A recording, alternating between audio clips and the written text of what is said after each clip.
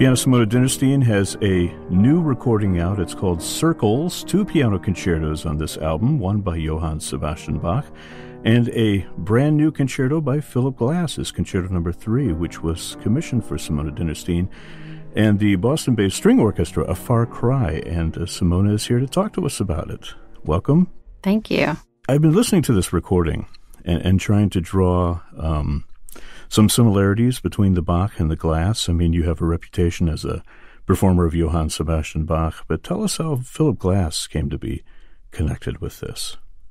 Well, it started a few years ago when he invited me over for breakfast in his garden, and it was very exciting to meet him. I guess he was aware of me through my recordings, and during that talk that we had, we talked about the idea of him writing something for me. And then I went and thought about it, and I thought it would be really interesting if he could compose a piano concerto for piano and string orchestra, which would be paired with a Bach concerto. There really haven't been very many concertos for piano and string orchestra written since Bach's time, just a handful, including one other one that Philip Glass wrote.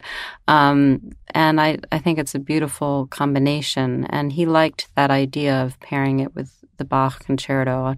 I asked if we could use the G minor one, which he liked. So that's what happened. So yeah. Well, why did you choose the G minor concerto to go with Glass? Well, I had wanted to learn that concerto. I thought it was an interesting concerto, and yeah, I mean, he liked it too. It's not a particularly. I wasn't thinking that one concerto be more Glassian than another.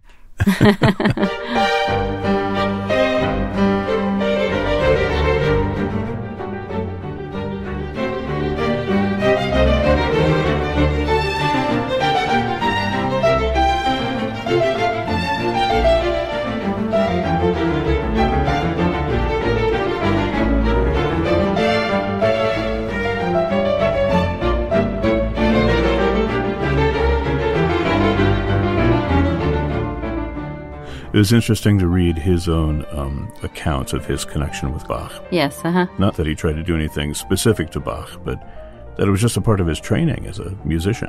Yeah, I mean, to me, they have a lot of interesting connections. I think that Bach uses a lot of patterns in his writing, and we're kind of used to hearing that, not maybe thinking about that, but his works are full of sequences of patterns that subtly change, and he uses them as building blocks into creating a larger architecture, and that's really what Glass does.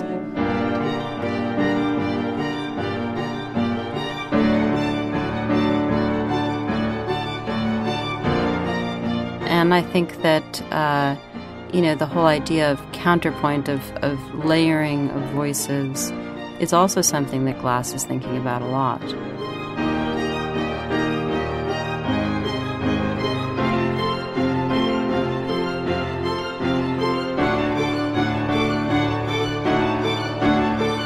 Let's talk about the music of the Glass Concerto, because I think it's worth taking our listeners through it a little bit.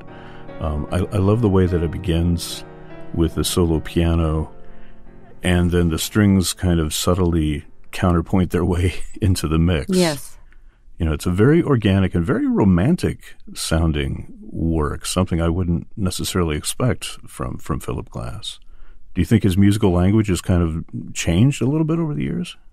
I think he definitely has changed, but I think his music in general is more romantic than it might seem. I think a lot of it is very much dependent on how it's played, because there are very few markings in the music about how to play it. He doesn't even really care about tempo. Like, he doesn't. The metronome markings are really just suggestions. He's not strict about that. So there's almost no indication of articulation, dynamics, tempo, phrasing. All of those things are really open.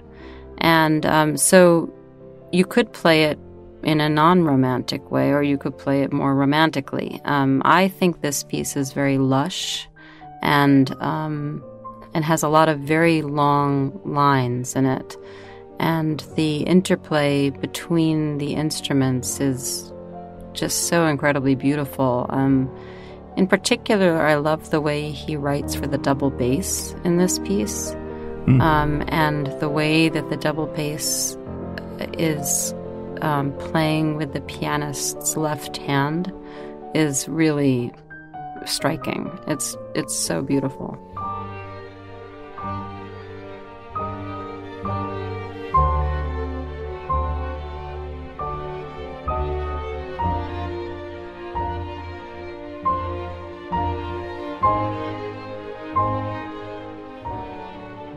About 4 minutes in, I hear music that sounds a lot like Vertigo, Bernard Herrmann. Really? Do you know what I'm talking about? Huh. Maybe that's just out of left field, but it takes kind of a dramatic turn, a little bit towards the dark side there. In the first movement you're talking about? Well, I was talking about the first movement sounding like Vertigo. Huh, okay, I have to think about that. I'll have to look at that. That hasn't struck me.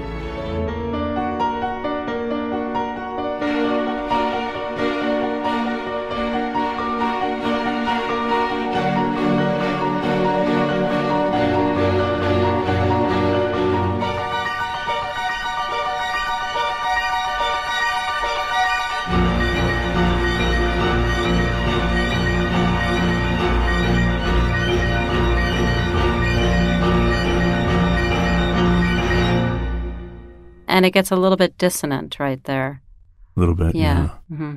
Yeah, but in contrast to that, the third movement is very calm and relaxing and just kind of, fades away at the end. Interesting way to end a piano concerto, I think. Yeah, the third movement is, I think, the really stunning movement. And I don't even know if I would call it relaxing, actually. I would say it's definitely not relaxing to play it.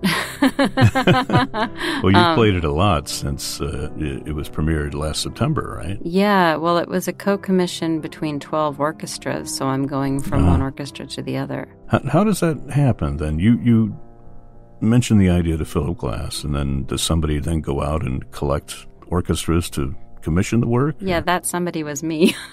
Okay. You just get on the phone and call people? Yeah, exactly. That's how it works. This was a really very lovely co-commission because the 12 orchestras are all smaller orchestras that alone would not be able to commission a Glass piece. Mm-hmm. And so it's great that everybody was able to collaborate together to make this happen, and they all have their own local premieres. I like playing with orchestras like this because it's really meaningful to them that they have this commission, and it's not, there's nothing that's taken for granted about it. Everybody's really excited about it. Yeah, they have a vested interest, yes, obviously. Yeah. Was the recording then part of the idea from the beginning? Or yes. Did that come later? Yeah, no, I wanted there to be a recording. And so the world premiere happened with A Far Cry, and they also, obviously, that part of that deal was that they were going to record it with me. Okay. Yeah, that's a great ensemble, which I was not familiar with. This is a great way for folks who don't know A Far Cry to hear them for the first time. But had you worked with them before? Yes, I've been lucky enough to work with them a few times over the past 2 years, I guess. And I think that they're really amazing, and everybody should know about them. I mean, they are definitely building up a reputation, and they're very dynamic and wonderful to watch perform as well.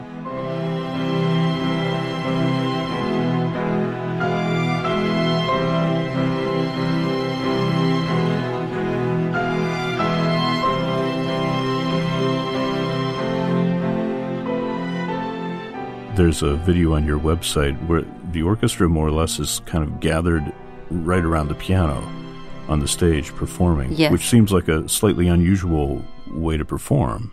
Yes, it's actually a very old-fashioned way to perform. Like if Mozart would have been leading the orchestra from the keyboard, he would have had his piano facing the orchestra. And oftentimes if you see somebody leading from the keyboard, that's how they do it. So the lid is off of the piano, and the orchestra is actually standing in a semicircle around me. And that enables everyone to be able to see me, and also everybody can see each other. And we can all hear each other really well. And you have those double basses right by your left hand, huh? Well, they're directly facing me, which is great. Yeah, yeah.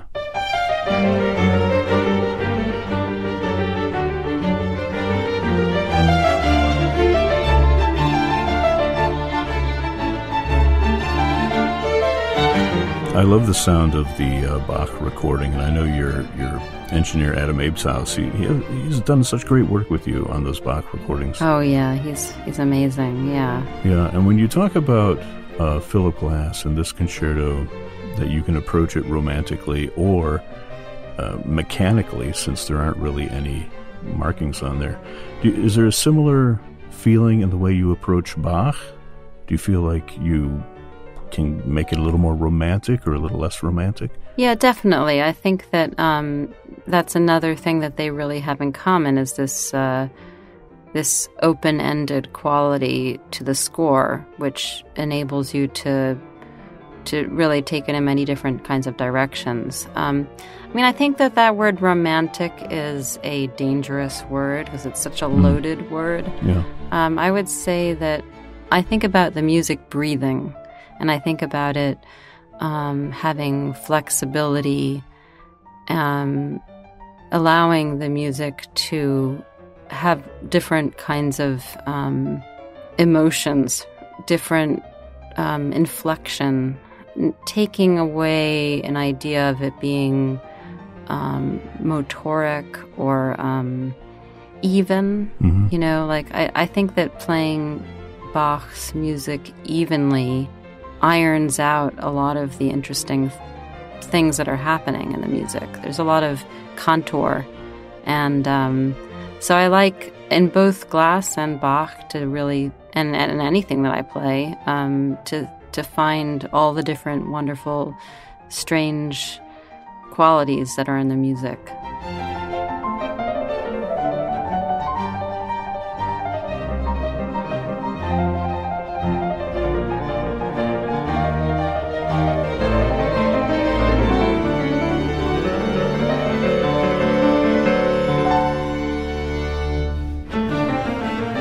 Well, the album is called Circles. Where did that title come from? Well, I thought of the title because I think that the two concertos, the music itself is circular, in that there's a sense of revisiting all the time. That you're traveling away from somewhere and coming back to it. Certainly in the Glass concerto, the end of the concerto, it could also be the beginning of something, Yeah. And then also because we were playing essentially in a circle, a far cry on myself, and the whole feeling of playing with them and playing this music with them was not in any sense us playing against each other, but us all being equal to each other, and that's very circular. The album is called Circles, again featuring piano concertos by J.S. Bach and Philip Glass, available everywhere from the Orange Mountain Music label. More information at your website, Simona. That's simonadinnerstein.com. We'll link to that from ours. And congratulations on your new album, and thank you for spending time with us today here on FM 91. Thank you so much, Brett. It's always a pleasure.